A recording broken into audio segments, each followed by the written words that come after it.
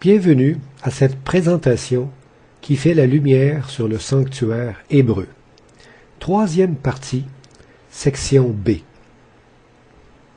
Pour compléter la troisième partie de notre cours, nous aborderons maintenant la section des services offerts. Cette section vous donnera l'explication du symbolisme des trois services que nous avons décrits dans la première partie. Elle mettra en lumière ce que Jésus-Christ a accompli en nous pour nous sauver du péché. Comme vous le savez, le sanctuaire était le lieu de trois principaux services religieux. Nous allons voir que ces trois services représentent trois différentes étapes de la croissance spirituelle dans la vie du chrétien. Première étape, le service quotidien. Deuxième étape, le service d'expiation. Et finalement, le service annuel. Débutons par le service quotidien. Il représente ma justification en action. Dans ce service, je fais l'expérience répétée de mon choix de mourir à moi-même pour renaître en nouveauté de vie. Matin et soir, je renouvelle mon engagement baptismal en remettant ma vie à Dieu dans la mort de mon ego pour renaître dans un esprit saint et obéissant, motivé par l'amour de Dieu. Ma foi dans le pardon divin par les mérites de Jésus-Christ m'apporte la paix d'une vie sanctifiée et me garde juste devant Dieu. Tant que cette expérience n'est pas vécue, je ne peux pas aller plus loin dans mon cheminement spirituel. Ma relation avec Dieu sera alors froide, sèche et sans puissance. Nous avons donc été ensevelis avec lui par le baptême en sa mort, afin que comme Christ est ressuscité des morts par la gloire du Père, de même nous aussi, nous marchions en nouveauté de vie. En effet, si nous sommes devenus une même plante avec lui par la conformité à sa mort, nous le serons aussi par la conformité à sa résurrection. Sachant que notre vieil homme a été crucifié avec lui, afin que le corps du péché fût détruit, pour que nous ne soyons plus esclaves du péché. Car celui qui est mort est libre du péché. Or, si nous sommes morts avec Christ, nous croyons que nous vivrons aussi avec lui. Je vous exhorte donc, frères, par les compassions de Dieu, à offrir votre corps comme un sacrifice vivant, saint, agréable à Dieu, ce qui sera de votre part un culte raisonnable. Passons maintenant au service d'expiation. Il représente ma sanctification en action. Dans ma marche sur le sentier de l'amour de Dieu, des tentations peuvent survenir. Devant chacune de celles-ci, Dieu me donne le pouvoir de dire non, et ainsi obtenir une victoire complète sur le péché volontaire. Par sa lumière divine, sa parole de vie et sa constante intercession, Jésus me donne les forces nécessaires pour vaincre toute tentation. Mais si par malheur je chute, Dieu me demande de revenir à lui par une confession de mon péché, dans une repentance sincère, avec la volonté de ne plus retomber. À ce moment, j'ai besoin de renouveler ce service dans les mérites du sacrifice qui m'a été offert à la croix, afin d'obtenir la victoire sur toutes mes faiblesses. Je parviens ainsi à guérir du péché. Si nous confessons nos péchés, il est fidèle et juste pour nous les pardonner et pour nous purifier de toute iniquité. Mes petits enfants, je vous écris ces choses afin que vous ne péchiez point. Et si quelqu'un a péché, nous avons un avocat auprès du Père, Jésus-Christ le juste. Quiconque est né de Dieu ne pratique pas le péché, parce que la semence de Dieu demeure en lui, et il ne peut pécher parce qu'il est né de Dieu. Comprenons maintenant le service le plus important des vérités d'aujourd'hui, le service annuel. Il représente ma purification en action. Dieu m'appelle à entrer avec lui dans ce service, par la foi, en acceptant qu'il me dévoile mes péchés inconscients, mes faiblesses et mes manquements, en me donnant la force de les surmonter, afin de purifier mon caractère à l'image de son Fils. Dieu désire purifier mon caractère en vue de l'effacement de tous mes péchés des registres du ciel. Ce service sera à son comble lorsque tous les fidèles seront aptes à cheminer sans chute. En Jésus-Christ, ce service est présentement actif afin de préparer son Église à le recevoir lors de son glorieux retour. À ce moment, ma perfection atteindra son comble lorsque mon corps corruptible se changera en un corps incorruptible.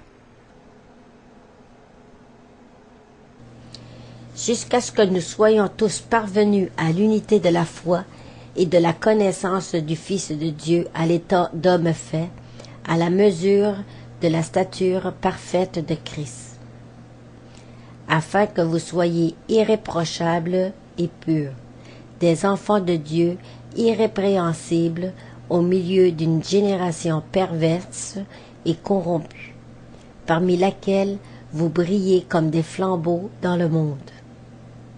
Voici, je vous dis un mystère, nous ne mourrons pas tous, mais tous nous serons changés en un instant, en un clin d'œil, à la dernière trompette. La trompette sonnera et les morts ressusciteront incorruptibles, et nous serons changés. Car il faut que ce corps corruptible revête l'incorruptibilité, et que ce corps mortel revête l'immortalité. Le sanctuaire doit être purifié. Le plan universel du salut comporte donc une étape importante qui est la purification de tous les péchés des fidèles serviteurs de Dieu. Jésus doit démontrer à tous les univers que tous les membres de son corps sont capables de fonctionner sans faute. Car en ce jour, on fera l'expiation pour vous, afin de vous purifier. Vous serez purifiés de tous vos péchés devant l'Éternel. Et il me dit, 2300 soirs et matins, puis le sanctuaire sera purifié. Il s'assiera, fondra et purifiera l'argent. Il purifiera les fils de Lévi. Il les épurera comme on épure l'or et l'argent. Et ils présenteront à l'Éternel des offrandes avec justice. Nos péchés doivent être effacés. L'œuvre de purification dans le lieu très saint du sanctuaire céleste effacera tous les péchés des élus inscrits sur les registres du ciel. La mémoire de ces péchés sera effacée dans tout l'univers. C'est moi qui efface tes transgressions pour l'amour de moi, et je ne me souviendrai plus de tes péchés. Si le méchant revient de tous les péchés qu'il a commis, s'il observe toutes mes lois et pratique la droiture et la justice, il vivra, il ne mourra pas. toutes les transgressions qu'il a commises seront oubliées. Il vivra à cause de la justice qu'il a pratiquée. Ne pas confondre pardon et purification. Il est important de comprendre la différence entre les deux. Autant le parvis est différent du lieu très saint, autant le pardon des péchés est une étape différente de la purification de ceux-ci. Pardon et purification sont donc deux étapes distinctes dans le grand plan global du salut. C'est l'étape du pardon qui nous sauve.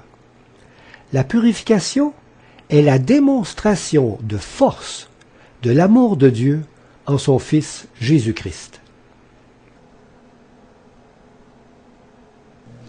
Si nous confessons nos péchés, il est fidèle et juste pour nous les pardonner et pour nous purifier de toute iniquité. Parce que je pardonnerai leur iniquité et que je ne me souviendrai plus de leurs péchés. La victoire sur le péché est totale. Aujourd'hui, Dieu attend le moment où les saints accepteront de vivre la victoire complète sur le péché. Il nous promet qu'il a la puissance de nous restaurer à son image. Je vous donnerai un cœur nouveau, et je mettrai en vous un esprit nouveau. J'ôterai de votre corps le cœur de pierre, et je vous donnerai un cœur de chair. Je mettrai mon esprit en vous, et je ferai en sorte que vous suiviez mes ordonnances, et que vous observiez et pratiquiez mes lois. En ces jours, en ce temps-là, dit l'Éternel, on cherchera l'iniquité d'Israël, et elle n'existera plus. Le péché de Juda, et il ne se trouvera plus, car je pardonnerai au reste que j'aurai laissé. Or, à celui qui peut vous préserver de toute chute et vous faire paraître devant sa gloire, irrépréhensible et dans l'allégresse. Les 144 000. Ce chiffre est symbolique. Nous savons tous que le chiffre 12 représente son peuple, comme les 12 tribus d'Israël ou les 12 apôtres. La mise au carré de ce chiffre, soit 144, représente la perfection et nous dirige vers la dimension carrée du lieu très saint, 10 par 10 coudées. Le nombre 1000, lui, représente la multitude. Les 144 000 représentent donc la multitude des rachetés qui ont atteint une sainteté parfaite, formant l'épouse du Christ, prête pour les noces de l'agneau. Aujourd'hui, cette purification du sanctuaire atteindra tous les fidèles et formera l'Église de Dieu de la fin. Alors Jésus reviendra dans sa gloire avec puissance. Le grand jour de sa colère est venu, et qui peut subsister? Je regardais, et voici l'agneau qui se tenait sur la montagne de Sion, et avec lui 144 000 personnes, qui avaient son nom et le nom de son Père écrit sur leur front. Et dans leur bouche, il ne s'est point trouvé de mensonge, car ils sont irrépréhensibles. Afin de faire paraître devant lui cette Église glorieuse, sans tache, ni ride, ni rien de semblable, mais sainte et irrépréhensible. La ville avait la forme d'un carré. La longueur, la largeur et la hauteur en étaient égales. Il mesura la muraille et trouva 144 coudées, mesure d'homme, qui était celle de l'ange. Dieu désire nous purifier à l'image de son Fils Jésus-Christ. Après avoir effacé mes péchés de l'univers, Dieu ne se souviendra plus de mes fautes passées. Je n'aurai moi-même plus souvenir de mes transgressions. Même Satan n'aura plus en mémoire mes faiblesses. Dieu me considérera comme si je n'avais jamais péché de ma vie, et selon sa promesse, à l'image même de son Fils, qui n'a jamais péché. La foi est la conviction que ce que Dieu dit, il le réalise.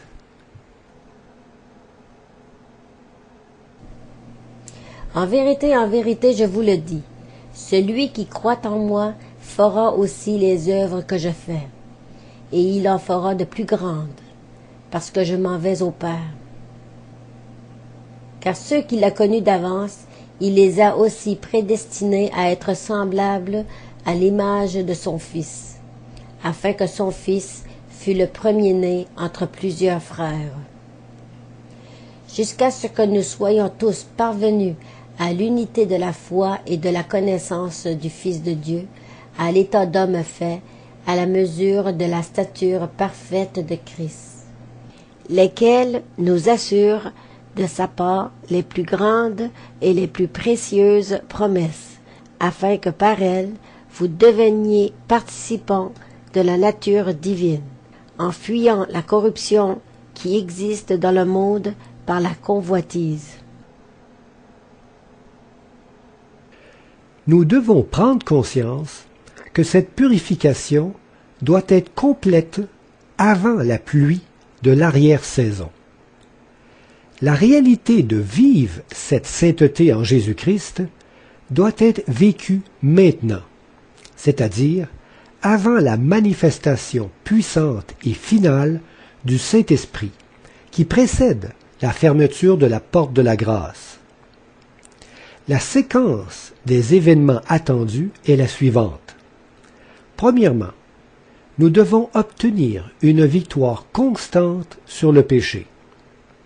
Deuxièmement, nous devons nous laisser purifier jusqu'à l'obtention d'un caractère pur. Troisièmement, nous recevrons alors avec force la pluie rafraîchissante du Saint-Esprit. Quatrièmement, la fermeture de la porte de la grâce scellera tous les fidèles. Et cinquièmement, ce sera le retour tant attendu de Jésus-Christ. Repentez-vous donc et convertissez-vous pour que vos péchés soient effacés, afin que des temps de rafraîchissement viennent de la part du Seigneur, et qu'il envoie celui qui vous a été destiné, Jésus-Christ. Et vous, enfants de Sion, soyez dans l'allégresse et réjouissez-vous en l'Éternel votre Dieu, car il vous donnera la pluie en son temps. Il vous enverra la pluie de la première et de l'arrière-saison, comme autrefois. Soyez donc patients, frères, jusqu'à l'avènement du Seigneur. Voici, le laboureur attend le précieux fruit de la terre, prenant patience à son égard, jusqu'à ce qu'il ait reçu les pluies de la première et de l'arrière-saison. Contrairement à la croyance populaire, nous pouvons hâter le retour prochain de Jésus. C'est lui qui nous attend, car il est prêt, depuis 1844, à faire son œuvre de purification en nous. Il attend que nous acceptions son invitation d'être transformés à son image. Notre hésitation à croire à sa puissance de restauration cause la perte d'un grand nombre d'élus potentiels. Le Seigneur ne tarde pas dans l'accomplissement de la promesse, comme quelques-uns le croient, mais il use de patience envers vous, ne voulant pas qu'aucun périsse, mais voulant que tous arrivent à la repentance. Le jour du Seigneur viendra comme un voleur. En ce jour, les cieux passeront avec fracas. Les éléments embrasés se dissoudront, et la terre, avec les œuvres qu'elle renferme, sera consumée. Puisque donc toutes ces choses doivent se dissoudre, qu'elles ne doivent pas être la sainteté de votre conduite et votre piété. Tandis que vous attendez et hâtez l'avènement du jour de Dieu, à cause duquel les cieux enflammés se dissoudront et les éléments embrasés se fondront. C'est pourquoi, bien-aimés, en attendant ces choses, appliquez-vous à être trouvés par lui sans tache et irrépréhensibles dans la paix. Acceptons maintenant son invitation et entrons avec Jésus dans son œuvre de purification. Par la foi, il nous invite à entrer dans le lieu très saint du sanctuaire afin de participer avec lui à cette œuvre de purification de nos cœurs. Ainsi donc, frères, nous avons l'assurance d'un libre accès au sanctuaire par le sang de Jésus.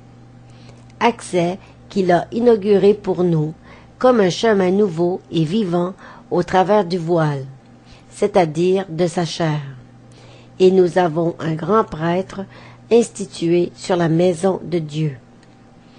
Approchons-nous donc d'un cœur sincère avec une pleine foi, le cœur purifié d'une mauvaise conscience et le corps lavé d'une eau pure. Continuons à reconnaître publiquement notre espérance, sans fléchir, car celui qui a fait la promesse est digne de confiance. Terminons maintenant cette section par un court résumé du symbolisme des trois principaux services offerts dans le sanctuaire hébreu, en leur assignant leur double représentation dans le grand mystère de notre rédemption en Jésus-Christ, à savoir, moi en Christ et Christ en moi. Le service quotidien représente le sacrifice de Jésus-Christ et sa justification impartie. Il représente aussi mon abandon dans les mérites de Jésus-Christ et ma justification en action. Le service d'expiation symbolise le sacrifice de Jésus-Christ et sa sanctification donnée. Il représente aussi mon abandon dans les mérites de Jésus-Christ et ma sanctification en action. Le service annuel symbolise le sacrifice de Jésus-Christ et sa purification offerte. Il représente aussi mon abandon dans les mérites de Jésus-Christ et ma purification en action.